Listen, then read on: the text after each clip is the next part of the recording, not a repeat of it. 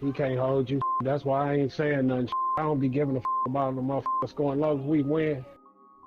So look, man, when you look at this guy right here, guarding the corner, you would think that would be enough with the ball being all the way over here.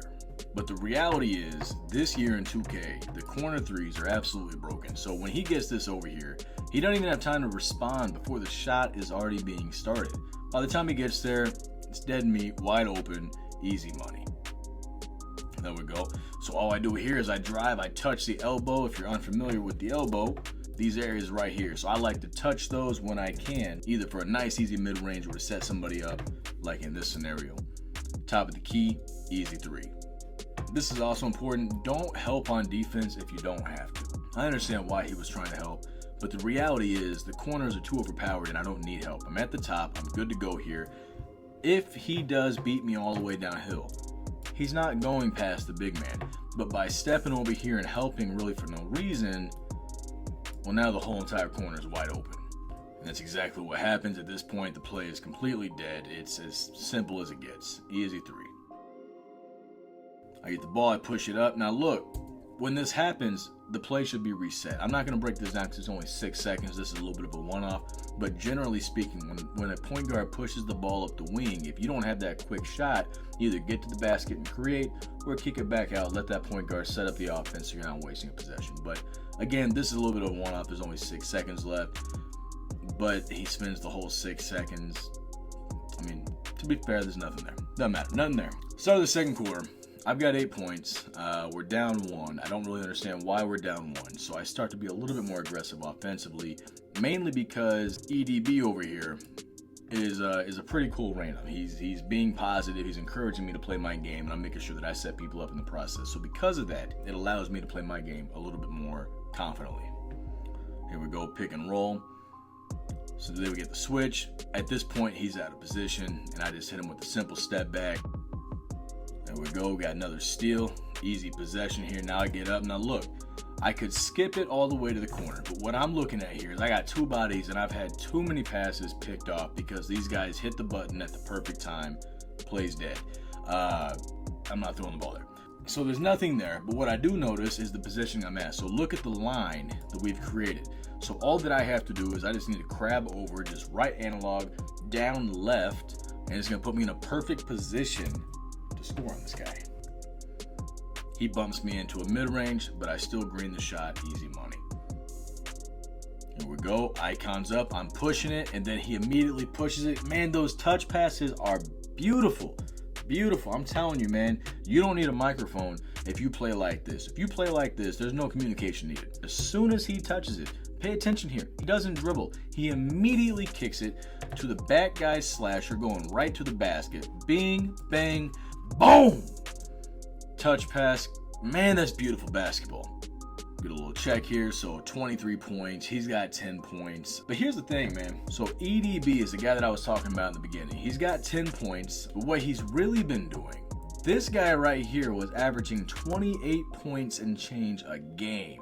He's got 5 with a C+, 1 for 3. That's tremendous defense by EDB, and overall a great team effort. And when you do that, when you smother the people that are supposed to carry the other team, it messes up their whole game plan. For example, I will post some games where I don't play the best, where somebody or maybe even the whole team has a system that just completely takes me out of my flow. When you do that, it's really hard for the team to recover. And in this scenario, Anthony was supposed to be their guy, and EDB made sure that he wasn't. His lockdown defense is more important than my 23 points at this point. There we go, icons up. I see him cutting. It's not there. He does exactly what he needs to do. Now listen, could he have passed his ball a hair sooner? Sure. But what happens, he gets it. If he passes there might be a fluky tip. So you don't want to do it just yet. So what he does, he dribbles away. This is such a high IQ play. By dribbling the basketball the opposite direction, they're going that way. He's going that way. He's going that way. This guy is going out to get a hot dog, and he doesn't know what the hell to do because he's got me coming over here, this guy right here, and that guy right there. So by taking this dribble over here, he gets the whole defense out of the picture, and he immediately zips the ball over there for the easy 3. I mean, listen, man, when you have one guard that's creating opportunities like that, it's very, very difficult to beat them. When you have 2 guards who create like that, if you had a competent big man, it's a wrap. That's what he does. Gets him out of position, zips it over. Great play. So I didn't leave a lot of defense in here, but this play I wanted to in particular because this started at 17 seconds. And all we do is we're making good rotations. We're right there. We're not letting anybody see any daylight at all. And then once it gets down to the last couple seconds, they're forced to throw up a crappy shot. We're in good position. We get the rebound. We kick it out. R1X. I'm pushing the ball up the court. We get a skip pass. And listen, I'm not going to lie to you. I mess up the fast break here.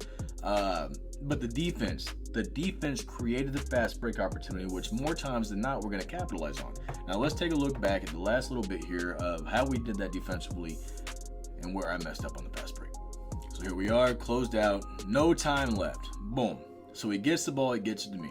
At this point, what I should do immediately is I should get in middle, and I need to get somewhere in here, because that's going to allow Humble to get to the corner and EDB to rim run and then flare out.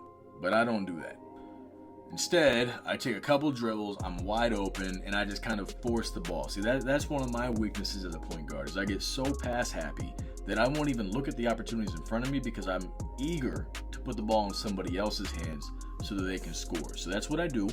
I kick it over to Humble. There's no scoring opportunity. He's trapped in the corner. EDB did exactly what I said he was going to do. He cut down, he cleared out, and if I would have kept the ball or got middle, he's got that corner three, but I messed that opportunity up. So then Humble throws in the ball anyways because he was open, but by the time he gets there, he's got two guys closed out. Great job of getting them in the air. He gets downhill, probably slipped off the analog stick. These things happen. Gets a weird animation, and now because I don't set up the fast break how I should have, we get no points for that tremendous defensive effort. So now, because I didn't set up the fast break the way that I should have, not only did we not score off that great defensive possession, they come right back down and get 2 easy points. So you got to realize when you make these mistakes as a point guard, it's not just one possession. Let's say I come down for a fast break and I shoot a difficult three-pointer and I don't make it. They get the ball, they kick it back to somebody who never got back to play defense, and they get a wide open three. Now my missed shot is a 6-point swing. This was a 4, maybe 5-point swing. So you got to think like that. Your mistake is not as simple as 2 points or 3 points, not to mention momentum you lose. Go, good movement here.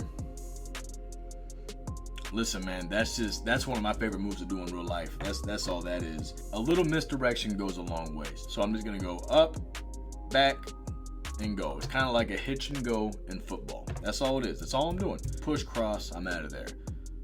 Snatch, I'm gone. He jumps, and then you just gotta know your shot from there. That 28-point guy, I don't think he scored in the second half. 5 points, 1 for 4, 2 for 7.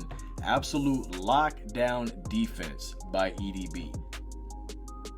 There we go. So he took a minute to kick it up. You don't love to see that. It messes up the flow, but when we get it, I give it to the big guy because I'm 5'10". I don't belong down there in a triple team. As soon as I do that, I'm going to get out of the way in case there's a shot that comes up. There is. Everybody's down there. They all jump. He kicks it out to me. Take those mid-ranges. Don't be the guy that sprints backwards to take that three, and then they close out and you get pissed off that you blew the shot. Take the mid-range, especially when you're up this many points. That simple mid-range gives us a nice 16-point lead. There we go. All right, now this one, it doesn't look like much, and it wasn't anything we discussed, but I did kind of do something here. So as the ball's coming in, you see 22 right there. He's not necessarily setting me a screen, but again, you can use a ball handler screen or even just position somebody and it kind of becomes an inadvertent screen. That's what I did here. I knew that if I caught the ball and I tried to wedge in somewhere right here, number 6 wouldn't be able to get to me and he wouldn't be able to close out. It's exactly what I did. It was very quick, it was very subtle, but that little bit of spacing created a wide open shot. That's a great move. That's a great move. Just that Steph Curry behind the back. He does an extra move, probably holding that left joystick down.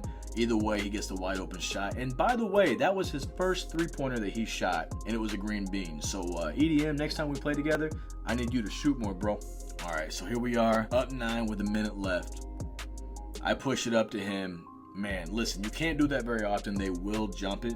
But every now and then, I like to see if the defense is sleeping. So as soon as I get the ball, R1 circle, because look, yes, he's right there. And there's a scenario where he can kind of, that glitchy teleport animation where he intercepts the ball right there.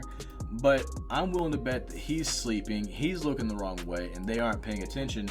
So there's a wide, I mean, the whole paint is wide open. I'm trusting the pass to get there. And that's what happens. He tries to steal it, doesn't happen.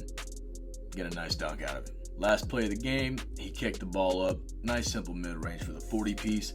Listen, man, this was a fun game. You never know what you're going to get when you hop on with randoms. But EDM, humble, and I'll take that. They were very solid teammates. Great team defense. EDM held him to 8 points for the whole game. I did what I had to do offensively to make sure we had the offensive production. Great team effort. Listen, if you have PS5, add me below. I need some good people to play with. You can see the way that I play. Maybe we can get you showcased if you have a great game. But either way, we'll have a great time. Until next time, I love you guys. Let's go!